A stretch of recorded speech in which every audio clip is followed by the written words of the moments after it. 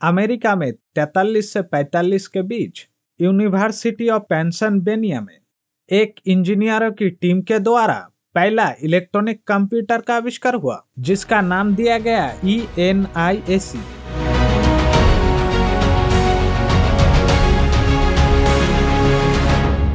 World war 2 में एक computer गणना कार्य में बहुत ही महत्वपूर्ण भूमिका निभाया। एक कंप्यूटर 30 बाय 10 फुट लंबा और 8 फुट ऊंचा था। आज के दौर के हिसाब से ये कंप्यूटर बहुत ही बड़ा था, क्योंकि ये कंप्यूटर में वैक्यूम ट्यूब का इस्तेमाल किया गया था, जिसके कारण बहुत गर्म और बहुत बिजली उपयोग करता था।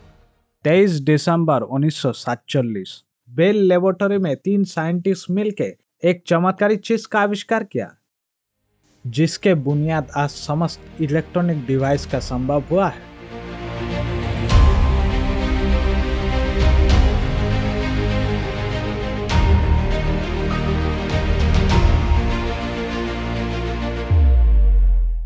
जिसका नाम है ट्रांजिस्टर।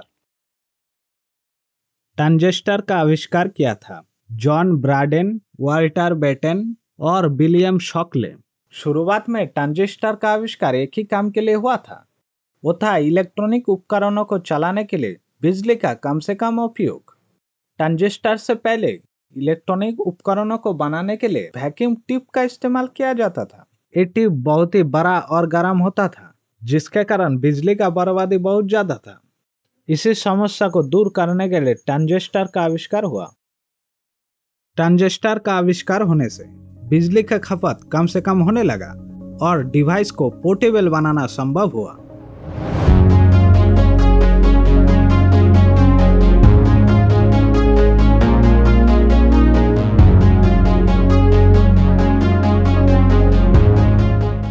आज दुनिया में बहुत तरह का ट्रांजिस्टर आविष्कार हो चुका है।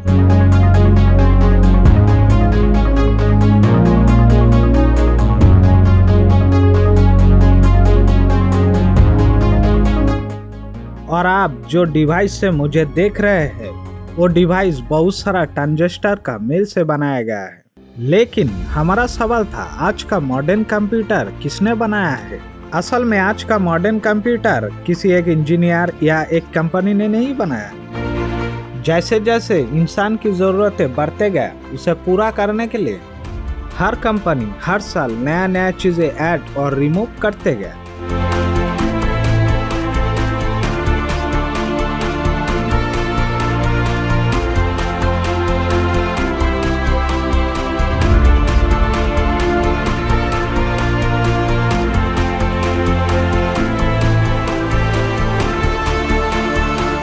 इसी क्रमिक विकास के परिणाम आज का मॉडर्न कंप्यूटर ऐसे दिखता है। चलिए जानते हैं क्रमिक विकास के दौरान कितना तरह का कंप्यूटर हम लोग यूज कर चुके हैं।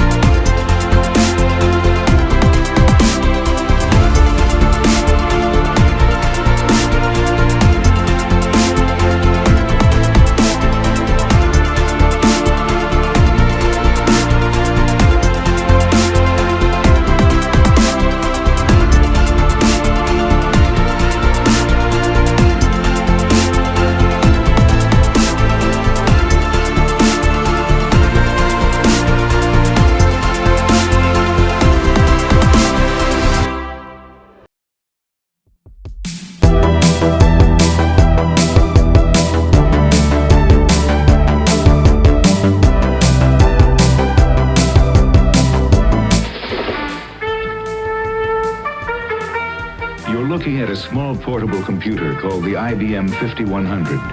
It's helping a lot of different people do their work more productively. It weighs about 50 pounds. You can plug it in anywhere.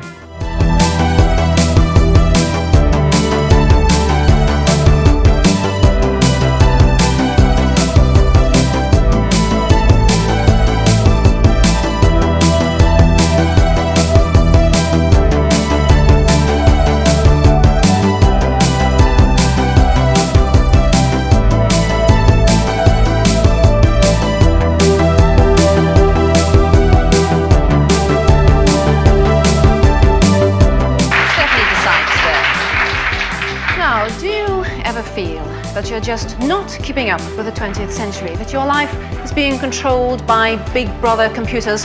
Well, then think again, because 1978 could be the year you get your own back. Because if, like me, you're distinctly suspicious of computers, especially other people's, the answer is buy your own. Well, this spring, 2 home computers have come onto the British market, and instead of costing thousands of pounds, they cost as little as £499. Now, they've already been launched in the States, and they're selling there in their thousands each month. So, what do you get for your money? Well, first of all, this is the one that costs £499. It's the Tandy computer. As you can see, there's a small seat here.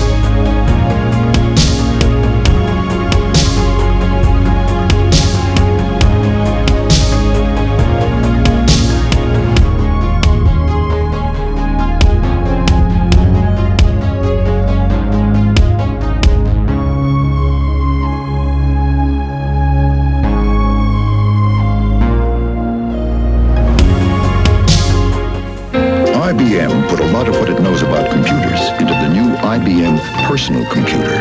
Not to make it complicated, but to make it simple. So it's easy to understand and easy to use. IBM made its personal computer to help a person be more productive, to help a person be more creative. And those are good reasons for a person to feel good. The IBM personal computer.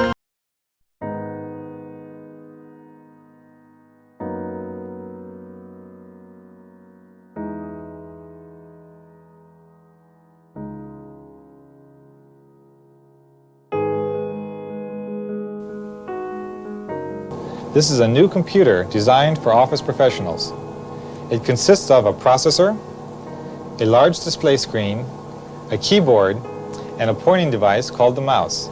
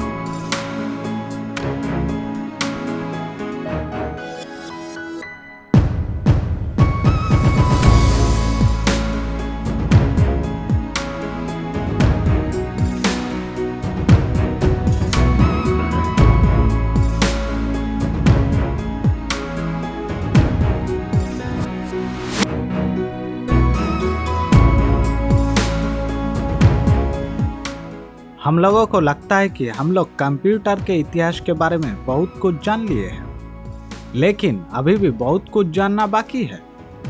जैसे जैसे computer का रंग, रूप, आकार और performance का विकसित हो रहा था, वैसे वैसे और भी बहुत चीजों का क्रमिक विकास हो रहा था, जैसे सॉफ्टवेयर और इंटरनल हार्डवेयर। हम लोग जैसे जैसे आगे बढ़ेंगे, हर चीज को देखेंगे और समझेंगे। तो चलिए हम लोग बेसिक कंप्यूटर के बारे में जानते हैं।